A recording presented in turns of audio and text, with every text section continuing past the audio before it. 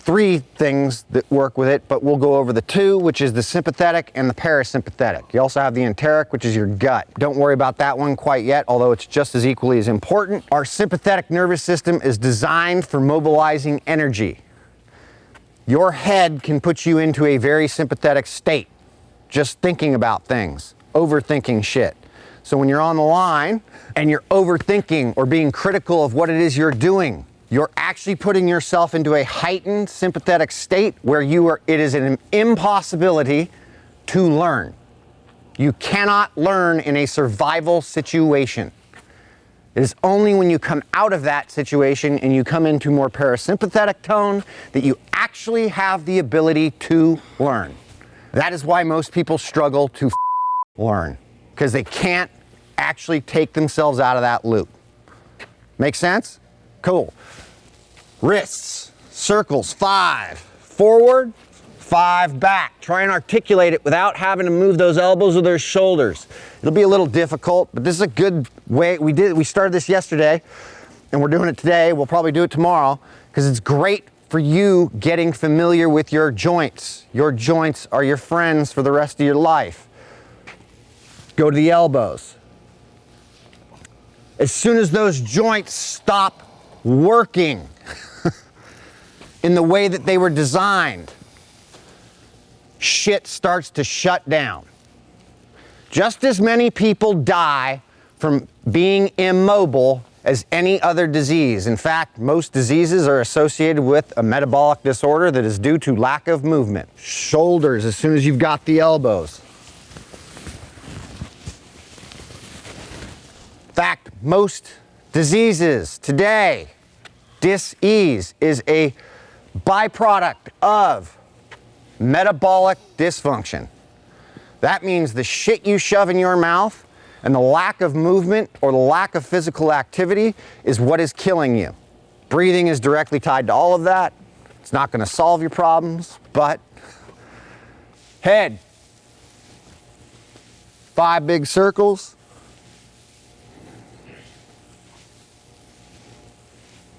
Then reverse it. As soon as you got 5, new one. See if you can do a little snake spinal wave.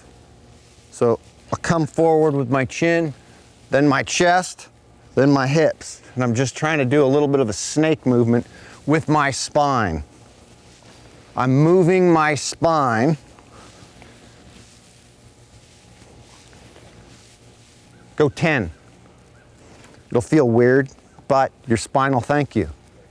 If you don't have much of a movement practice, if you just did this joint shit every morning, your life would change within a year in a way you couldn't imagine. Then get those hips, nice job. See how much range you can get.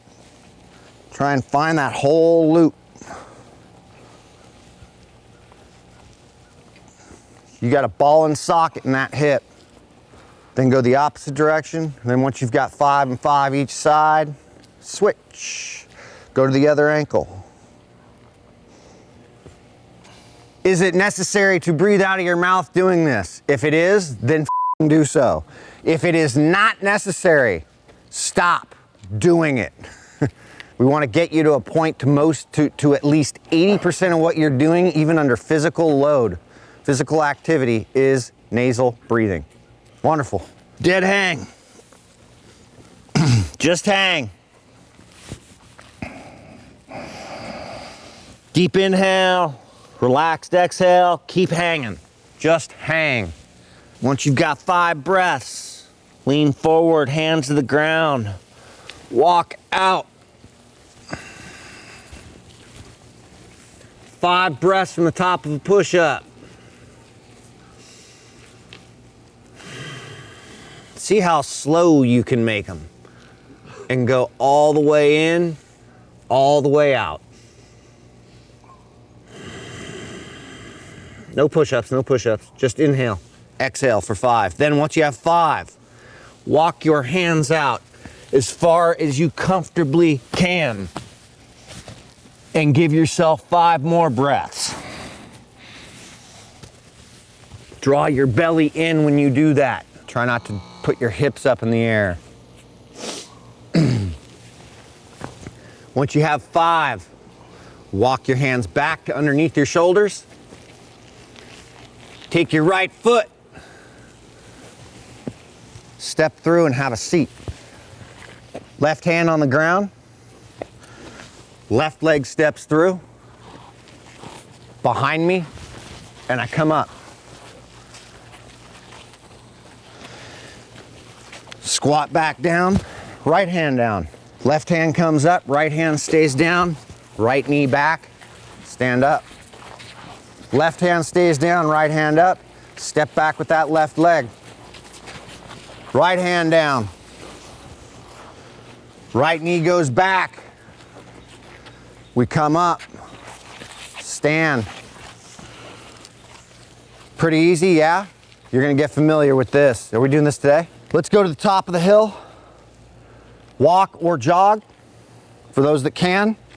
Nose only breathing, back down, and then we're gonna go one little evolution. We're gonna do a few evolutions of something, but we're gonna do breathing on the back end of it, on showing how to calm things down.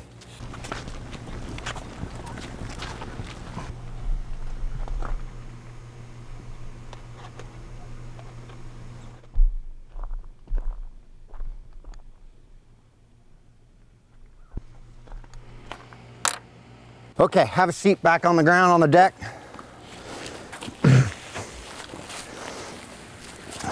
We're gonna go 20 of these little step throughs.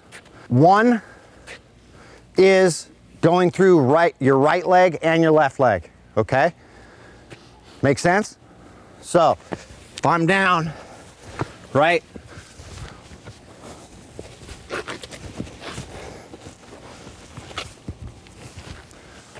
One. Got it?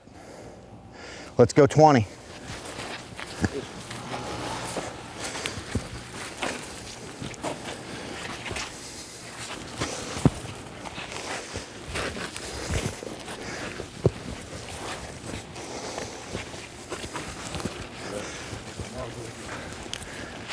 How efficient can you get with it?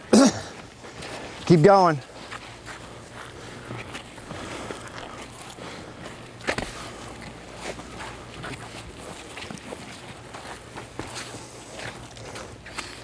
Once you've got yours done,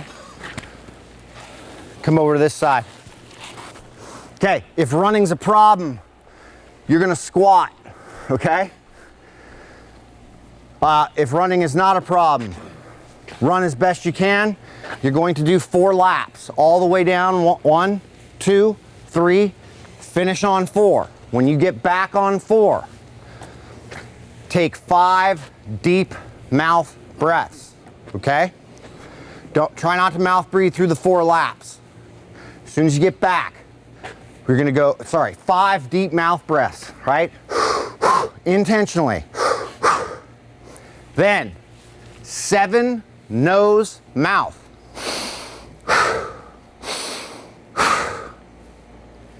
Then get back to nasal breathing. Make sense? See how fast you can feel yourself regulate after that. We're gonna run through this twice only, okay? So it's 8 laps, that's it, of running. If you're squatting, you got 20 squats, okay? So you could step out of line if running's a problem, all right? Which is no problem. I get it. All right, first group, go. 4 laps. Don't start off in a sprint. Pick up the pace as you go. Don't try and break a record. There's nothing you will win.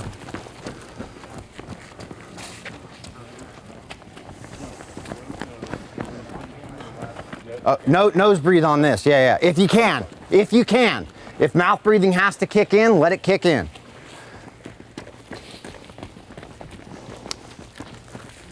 It's okay if mouth breathing kicks in while we're doing this evolution, but just don't start that. There's no need.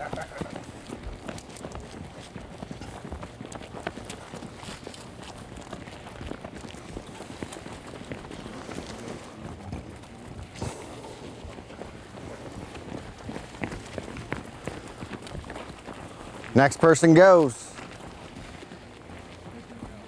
You guys have gone through twice? Yeah, cool. Hang out for a minute. Beautiful. So this is a simple way. Did you guys feel how that changed pretty quickly for you? Most people can feel that change happen pretty quick versus just I'm sitting there offloading gas the whole time. The sooner you can get back to nasal breathing, the sooner you drop more into parasympathetic tone. There's a direct relationship with nasal breathing, parasympathetic tone, mouth breathing, and sympathetic tone. Okay, so if I'm mouth breathing, we know you have more sympathetic tone. That means you're in a heightened state of arousal. You are not in a learning position. That is why when you're running your mouth in an argument like I do, I'm not listening. It's impossible. I'm trying to win. I'm trying to be right, which is not doing me any good, right? So shutting my mouth and paying attention to the situation actually brings me back in. This is just a simple analogy of me and my behavior when I'm in an argument. Right? What's that? Well, this is just the reality of what we do, right? Like you're driving your car, somebody cuts you off. You know, I don't know how many of you guys have driven in LA. That's where I live right now, right? Somebody cuts you off, it's like, right? And I'm running my mouth getting pissed off. What if I didn't run my mouth? What happens? I don't actually get up into that heightened state as much. I can still have the chatter, but if I start paying attention, so this is the point of today, because it's gonna get more complex of what we're doing today. If you've got to mouth breathe, if you catch yourself, go for it. If you're not fit enough to run through something right now without mouth breathing, do it. It's necessary. Can you get to a point to where that it is not necessary? Hell yes. You spend the next month in every bit of exercise you do just nasal breathing, just a month, I guarantee you will see fitness changes that you can't believe would happen. That is your health. That is the function of your mitochondria. That is the function of how you use energy. It's directly connected. Okay? But it also will trickle over into your daily life and your reactivity to stuff that is actually killing you. That reactivity to shit is the stuff that's actually you up more than you know. And there's a much deeper layer to that, but the fact is when we set ourselves off, and like I was talking about how when I'm in an argument and I'm running my mouth, my cells go into an agitated state. That agitated state has no metabolic demand to it. So the cells get disrupted a bit. Healthy individuals recover from that pretty quickly. Unhealthy individuals do not. The older we get, aging is a byproduct of this process, but makes it harder to rebound. So the older I get, the more active I stay. That doesn't mean you need to run marathons. It doesn't mean you need to be a power lifter. It means stay active so that your cells can stay healthy, so that you're actually staying less reactive to things and more aware of things. The martial arts is a pretty good, it's done a pretty good job in the past of this whole philosophy. Be stoic in what you're doing. Observe what's going on, right? Today is gonna be like that. Each day you'll successively get like that, so that on day 4, there's gonna be shit going off, bodies you're trying to take care of, things you're gonna be all over the place thinking about this stuff, and you have way more agency over your system than you think if you don't let this get in the way. So control what you can. If you've gotta do it, but then get back to cool? Get some food.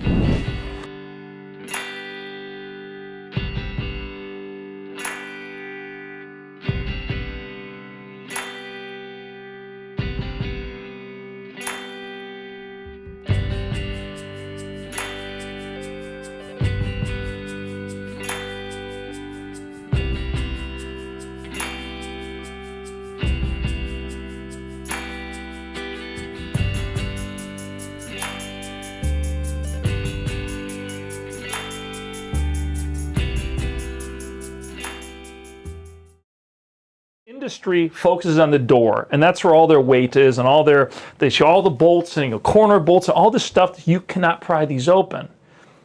Take a circular saw, cheap circular saw with a carbide blade, and we've got videos on this. It's a $20 blade. I cut a gun safe completely in half. It's a big safe. It's a minute, 20 seconds, and I cut a 12-inch hole in the side in 18 seconds. A determined thief who knows you have a safe will open it up in minutes. That's not why you have a safe. Now, we look at storage from a different standpoint. Security, and that's going back to our military, how and why the military stores firearms. If you're going to store firearms in your home or secure them in a method or in a way that gives you an advantage, that puts you at a tactical advantage. Most people own firearms. One of the reasons is home defense. Even your avid hunters say, well, I'm a hunter, but if somebody breaks in, I still want a firearm. So store them in a way that gives you an advantage. And our term is principles of decentralized storage. Break up the safe, store in small modular cabinets located throughout your home. Mm-hmm. Put you in you're much safer. The guns are safer for a lot of reasons we can go into, and you're never more than 3 seconds away from a firearm that is truly child safe. What's the method of entry into these safes? Is there we use simple push button locks. Okay. No, like the fingerprint readers we would never use. Yeah. We consider this never fail technology. If somebody is in your house with a gun shooting at you, it has to open in a second or two. You don't have, in a fingerprint reader, if your fingers are dirty, wet, gloves, there's so many reasons they won't open. Mm-hmm.